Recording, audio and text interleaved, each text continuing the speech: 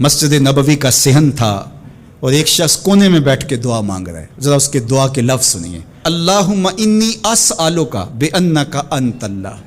اے اللہ میں تجھ سے اس لیے مانگتا ہوں کہ تو میرا اللہ جو ہے.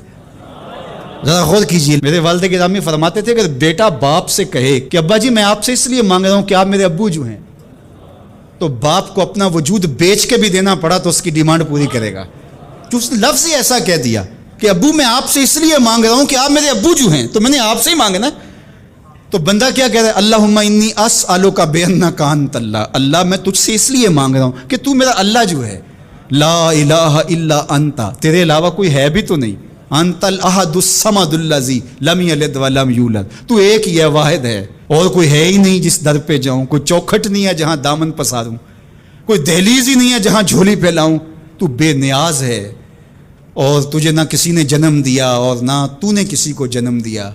مالک میں تیرے حضور دعا کر رہا ہوں. یہ وہ دعا کر رہا تھا کہ میرے حضور نے سن لی. تو ایک صحابی کو فرمایا کہ یہ جو دعا کر رہا اب جو مانگے گا اللہ عطا کرے گا. اس نے مانگا ہی اس ڈھب سے ہے، اس ڈھب سے ہے. ایک دعا اور سن لیجئے جو سیدنا علی المرتضیٰ رضی اللہ تعالی عنہ رب سے مانگتے ہیں. اللہ اکبر. مجھے تو آج سارا دن اس دعا نے نحال کیے رکھا. یہ دعا مانگتے ہیں تو عجیب کیفیت ہوتی ہے. یا سریع رضا اغفر لمن لا یملک الا الدعاء.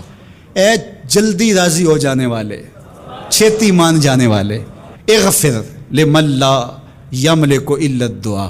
اسے معاف کر دے جس کے پاس دعا کے علاوہ سہارا ہی کوئی نہیں، جس کے پاس دعا کے علاوہ کچھ ہے ہی نہیں جو پیش کر سکے.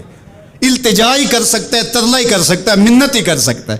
منتوں اور ترلوں کے علاوہ جس کے پاس کچھ نہیں ہے، اے جلدی مان جانے والے اس کی مغفرت کر دے، اس کو بخش دے. اللہ اکبر. تو وہ کریم ہے، وہ کہتا ہے میرے در پہ آؤ تو صحیح، کوئی جھولی پھیلاؤ تو صحیح. ہم تو مائل بکرم ہیں، کوئی سائل ہی نہیں. راہ دکھلائیں کسے راہ رو منزل ہی نہیں. کوئی آئے تو صحیح، جھولی پھیلائے تو صحیح، کوئی طلب تو کرے.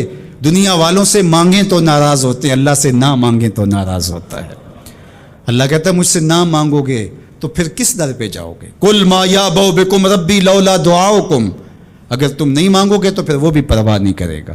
تم مانگتے رہو گے، جھولی پھیلاتے رہو گے، وہ اپنی رحمتیں تمہارے دامن میں ڈالتا رہے گا. اس کے خزانوں میں کوئی کمی نہیں آتی.